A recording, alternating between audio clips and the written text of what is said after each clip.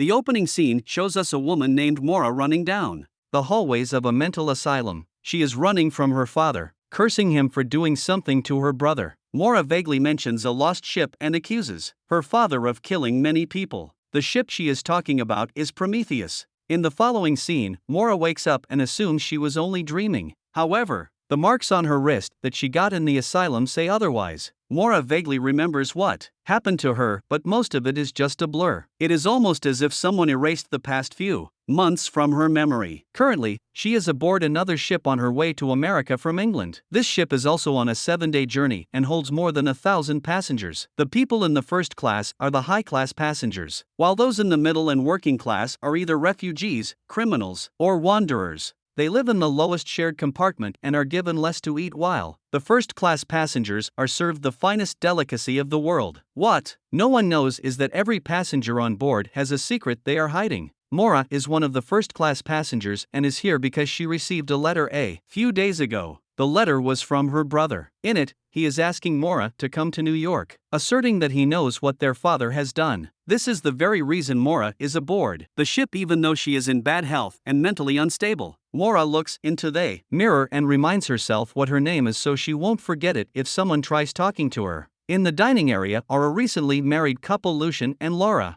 Because the marriage was an arrangement by their parents, they don't love each other. Lucian instead has an eye for a Japanese prostitute on board. Meanwhile, the said prostitute is with her mother, dressed in traditional Japanese kimono but speaking Cantonese. It turns out that they are pretending to be Japanese for a better life abroad. Mora is sitting alone when a woman named Miss Eve sits beside her. Eve is the owner of the prostitute and is taking her to America to sell her to a brothel. Mora gets annoyed as Eve gets intrusive with her questions, but the two are interrupted by the arrival of a man. He is a lowly worker from the lower class who is not allowed to even look at the first-class passenger. He asks if there is a doctor on board because his sister is dying in the lower compartment. The man is taken away by the guards, but Mora follows them, revealing that she is a practicing doctor. She goes to the lower compartment and helps the pregnant woman. The people are skeptical, but her little sister trusts Mora. When the woman stops hurting, Mora's expertise is proven and she quietly comes outside. This is when she meets the captain of the ship. He lost his wife and daughters in a house fire 2 years ago and is still mourning their deaths. The captain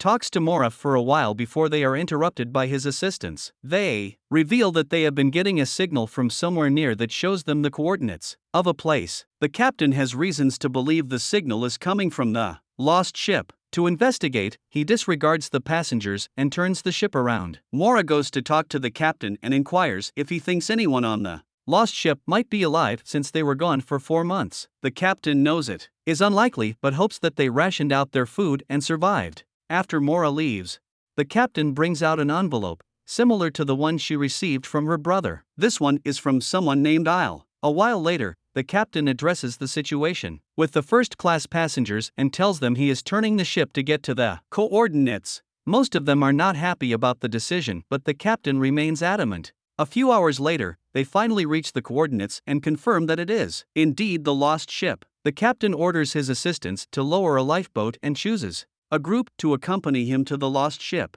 The group consists of 2 lower-class men, Oleg and Jerome, Mora, and a few more people to keep watch. When they finally reach the lost ship and climb up, they are shocked to see no one. Not even a dead body is lying anywhere and the entire ship seems to be abandoned. The captain is especially confused about how they received the signal because the device used to do so is destroyed. Suddenly, Mora notices a beetle moving on the floor and follows it. The insect leads her to a room near a locked cupboard. Mora carefully opens it and is shocked when a little boy comes outside. He doesn't speak or show any emotions but is holding a strange pyramid. Questions about his survival linger around the group before they bring him to their boat. Mora agrees to keep him safe in her room and take care of him since she is a doctor. The following morning, every compass on the ship stops working. People question if they will suffer the same fate as the passenger of the lost ship, and even the captain doesn't know what to do next. Meanwhile, Mora is busy taking care of the kid. She returns to her room with food for him and finds a stranger standing outside her door. The man quickly shifts to another door and explains that he heard whimpers from her room and wanted to check up on her. He also introduces himself as Daniel, her neighbor. Mora asks the man if they have met before.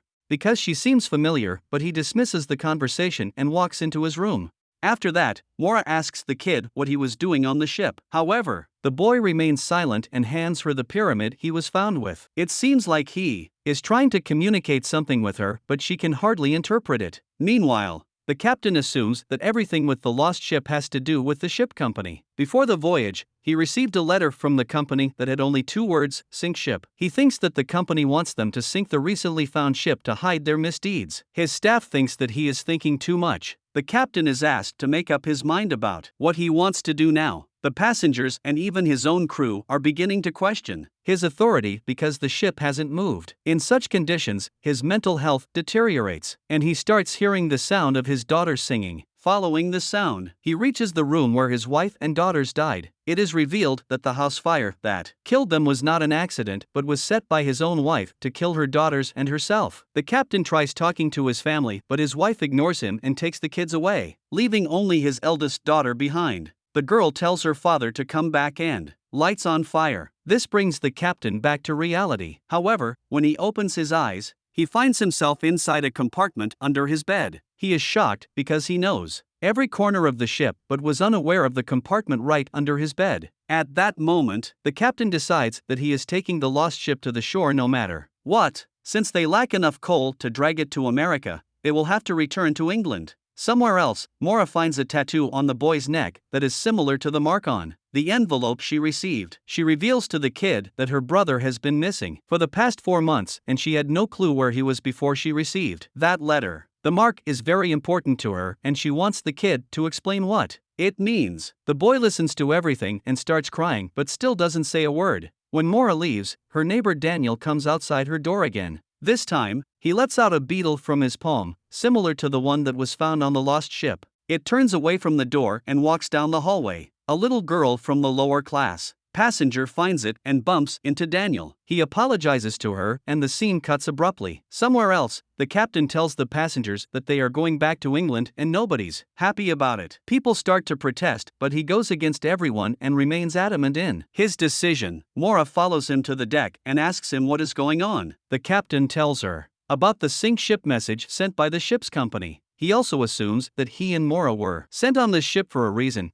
having known about the letter she received that was similar to his. Later, the dead body of the little girl is found and a male doctor is called to find out the cause of her death. He carelessly declares that she died of natural causes because she was sick. Mora questions his credibility, but the man shows her no respect. Suddenly, the captain is called outside to see the fog they are surrounded by. Till now, they were using the sun to figure out the direction they were going. However, with the fog covering them, the direction is difficult to navigate. The captain returns to his room with Mora and shows her a piece of ribbon that belonged to his daughter. He also discloses that he found the ribbon on the lost ship. He believes that his family was on that ship even though they have been dead for a long time. Mora and he decide to go back to the lost ship once again to check the captain's logs and find out more about what happened there. They go to lower the lifeboat but are stopped by the head of security on the way. He is very unhappy with the captain's decision to return to England and thinks his obsession with the lost ship will harm them all. Still, the captain ignores his words and continues lowering the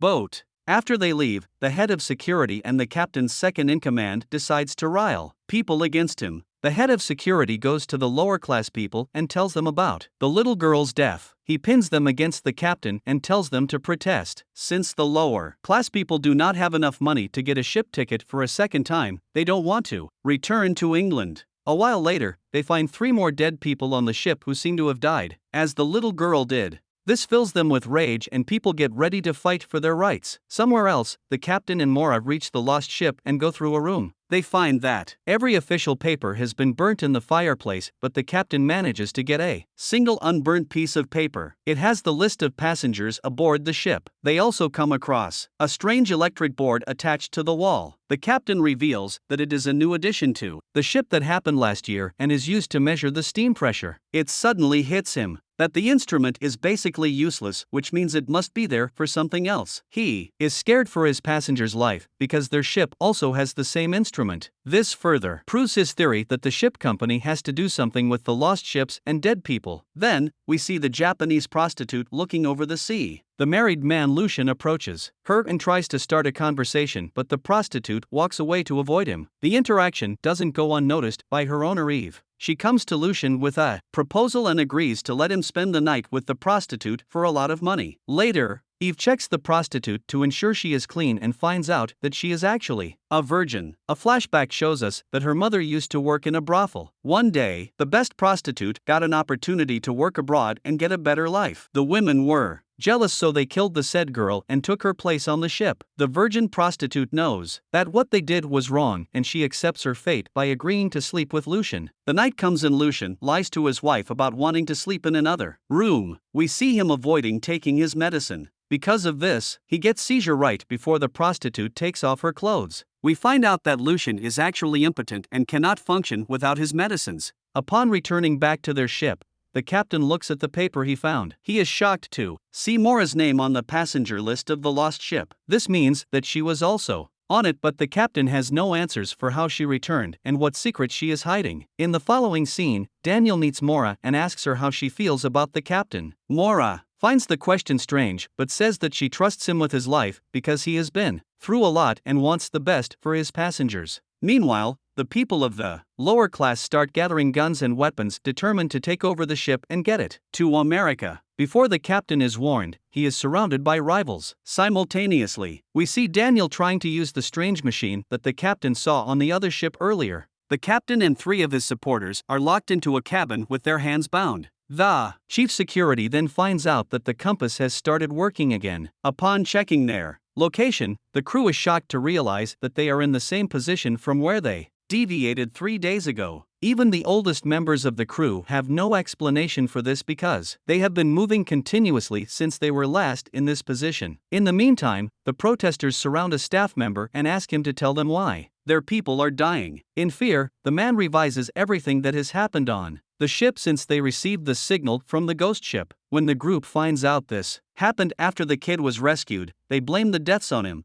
assuming that he brought a disease. The protesters roar in anger and set off to look for the kid and kill him. First, they go into Mora's room but find it empty. After looking around and confirming the kid is not there, they lock Mora and walk away to check the other rooms. As Mora grows worried for the boy, she hears a noise from under her bed. She moves it to take a look and finds a hidden compartment, similar to the one under the captain's bed. The boy comes out of the compartment and Mora breathes a sigh of relief. One after another, the protesters lock the high-class passengers into their rooms. Mora tries picking her lock as the kid watches her struggle. Then, he brings out a beetle and the insect magically unlocks the door from outside. Mora is stunned, but she doesn't have enough time to dwell on the matter. They run to the lifeboat and reunite with the captain and his supporters. It turns out that he escaped the room they were locked in by crawling into a vent. Currently, the group is planning to run away in the lifeboat. Mora tries joining them, but the captain is skeptical after having seen her name on the passenger list of the ghost ship. Before the group can lower the lifeboat, the protesters arrive and take the little boy away to be killed. It starts raining heavily as they get ready to sacrifice the kid. However, he doesn't seem scared, almost as if he has accepted his fate. Seconds before they slice his throat, the captain and his supporters come to his aid. A fight ensues between the two parties and many people are injured. Mora does her best to get to the kid, but a woman throws him off the ship before she can.